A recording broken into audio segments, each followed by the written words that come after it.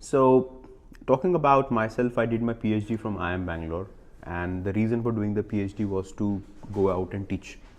But teaching is something that I did even before my PhD program, and the idea was that teaching has always been my passion. So, the first class which I took was when I was in 10th standard.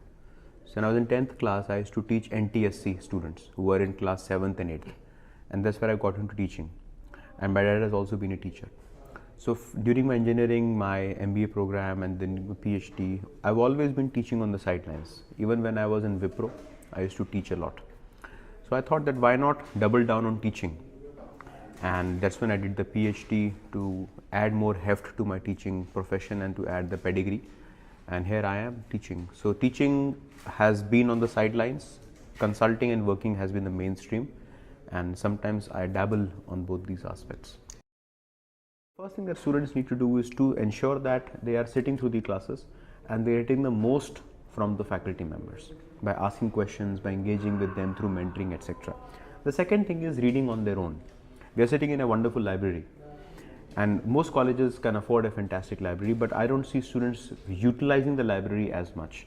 So if they can spend some time in utilizing the library and reading on their own, buying books, that's the second thing. And the third thing is networking. If you are established yourself in a tier 1 city, even if you're a tier 2 college, but if you're in a tier 1 city, what can happen is that you can utilize the network of the place and try to build the association. In the long run, what matters is your network. Are you knowing people who are at important level? And to add to it, if you can also double down on projects, these can be weekend projects, summer projects, short-term projects. Right. So which means that when you are in these colleges, you have to really utilize the city where you are in, utilize the network that you can form, and do a lot of self-reading and development. So the first thing is that people in the industry need problem solvers. And problem solving is a skill which was important 100 years back. And even with the advent of AI and what have you, problem solving skills will be relevant even 100 years from now. So are you a good problem solver? That's the most important skill. And for you to be a good problem solver, first you need to develop is a critical mindset, a questioning mindset. Okay, why is it not happening this way and how can I be doing it differently? The second thing is creativity. I believe that creativity is going to be the currency of the future. So can you develop your creative skills? Alongside, if you can read voraciously, right from the newspapers to business magazines and books, that will help you develop your vocabulary.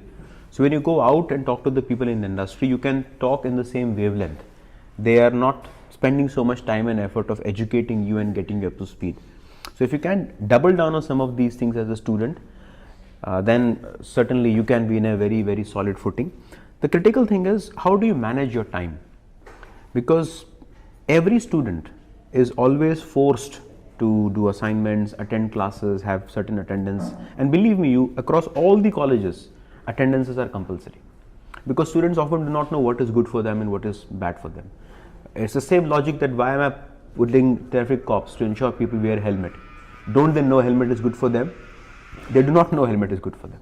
Because what happens is, if somebody is not wearing a helmet and the person meets an accident, most likely the person is going to be rushed to a government hospital.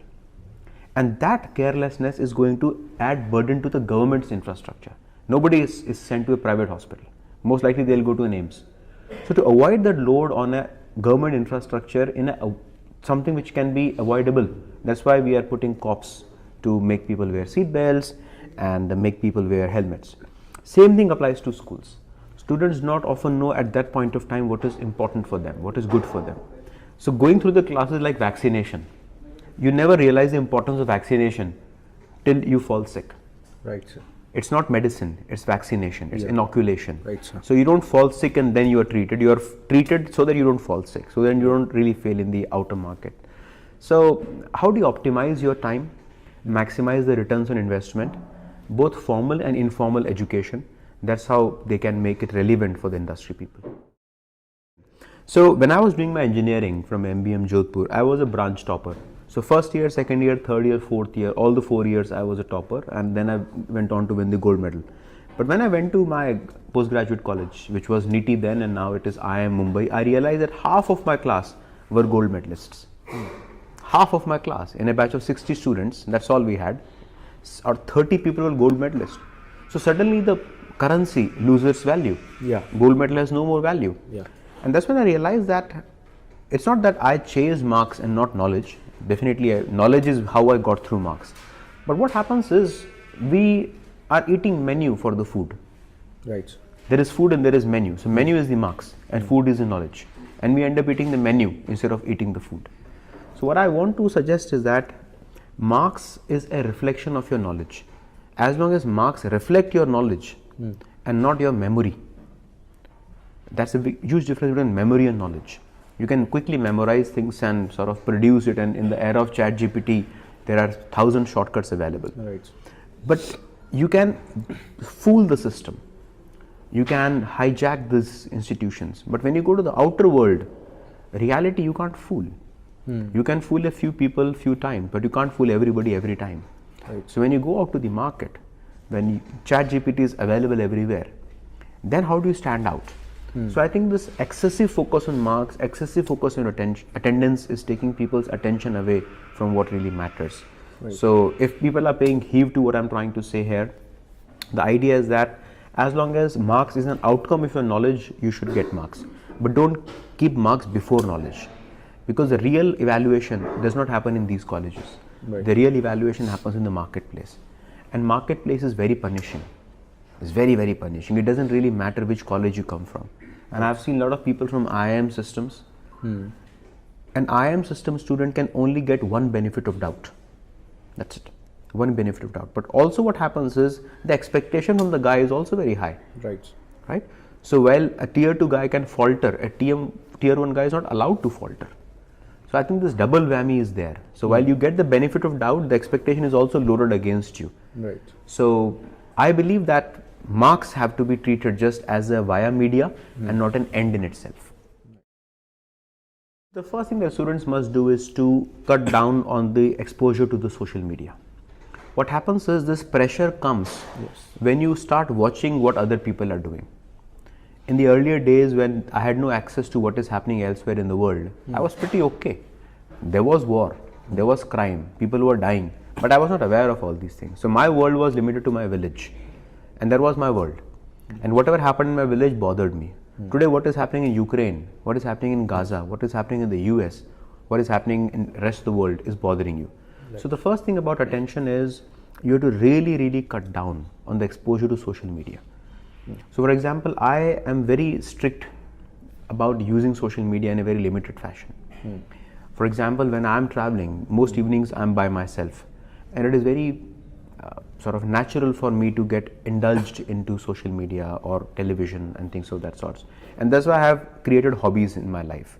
Guitar, books, chess. I'm an avid chess player.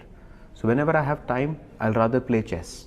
I'll rather play guitar. I'll always carry books with me. So that not only ensures that you are not wasting your time, but also it increases your attention span. When I'm reading a book, I'm at least attentive for 5 minutes, 10 minutes, 15 minutes, 20 minutes. That's one thing. Second thing is exit as many WhatsApp groups as you can. Because I believe that if information is useful to you, it will reach you. It doesn't really matter whether you're in a WhatsApp group or not. Believe me, it will reach you some way or the other if it is important for you. If it is not important for you, it is just eating your time away. So because of our indulgence to be on top of everything, you should know everything. By crowding your brain, your attention and energies are pulled in 10 different directions. For example, this interview. We slated this interview and we scheduled this interview, and I'm not getting any call in the middle of this interview. Even in the middle of my class, I hardly get any call, because I've designed my life in such a manner that I have very, very few people in my life who will call me, and if there are people, the expectation setting is very clear. So if you can cut the number of people in your life, if you can cut the number of activities in your life, and I would like to correct you when you use the word multitasking. I am not a multitasking person, I am a multifaceted person. Right. Which means that at any point of time, I'll only do one thing. When I'm reading a book, I'll just read a book. When I'm playing guitar, I'll just play guitar. When I'm writing, I'll just write, nothing else. But after that, I'll try to add something different to my life. So your life needs to have variety. So the focus and defocus is that when you are learning, be defocused. Learn from anywhere. When you are working, be focused. So the input side of your life has to be defocused. Right. Output side of your life has to be highly focused. So that is how you kind of narrow it down. So if students can adopt this at this early stage, like they have at least 40 years in front of them. Every student is looking at 40 years of career. I believe that ChatGPT is destroying education. I don't mind at all going on records. It is doing more harm than good. Because students are too naive. Because their central focus is getting through the marks, getting through the exam. In the process, certainly we are not learning anything new. But on the contrary, we are teaching ChatGPT. What does a good assignment look like? ChatGPT gives us assignments. We give feedback. This is a good assignment. This is a good answer. That's not a good answer. Because of generative nature of ChatGPT and all these algorithms, they are learning at a faster rate than we. And the same ChatGPT which you are educating right now might jeopardize your job going forward. So I would partly hold teachers accountable, because teachers have to design assignments in a manner which are not amicable to be used with the help of any technology. You can't turn their assignments. For example, in our class, when you have to prepare a chart, there's no ChatGPT. You can't make a business model with ChatGPT. No. You simply can't make that canvas of the prototype with ChatGPT. There was hardly anything. So teachers have to be creative enough to design assignments and design questions in a manner that are not cut and dry. And the second thing is, students need to be woken up to this realization that what is the real competence that you're developing. Suppose if I'm a writer and I start writing content with the help of technology and I write good, then people expect me that he's good. I write better, people expect me. But when I reach here, and if I'm not there intrinsically, then the way I fall from there is very hard. Right. Because people expect that quality of stuff from me. So I have never in my life I've only used ChatGPT once for creating an image for my blog. Okay. Because I don't want to draw an image, so I've just typed something and the image I got and I used that. Apart from that, in my entire life, I've never used an iota of ChatGPT to get anything written. And that's arguably a reason why I think I'm a good writer. Because I can write things which a technology cannot produce. So in the world of ChatGPT and AI, the humanness has to be rediscovered. Right. Now we can get through this, but the moment you reach the job market, everybody has ChatGPT. So ChatGPT becomes democratized. Now, as a content writer, as a marketing executive, they've already done and dusted all of that. Now they are saying that what you can do, I'm paying you 20 lakh rupees not to use ChatGPT. Even I can use ChatGPT. Tell me what you can do beyond ChatGPT. But if all your life you have used it as a crutches to reach here, suddenly when I remove the crutches, you fall down. Exactly. So if the students can slightly project their future into the job market, because as I said before, job markets are very unforgiving. They don't belong to anybody, whether it is Adani or whether it is Trump. They are very, very unforgiving. Who are you and me? Yes. So if the student can wake up to the realization the real content is who you are, not what you use, I guess they'll be out of it.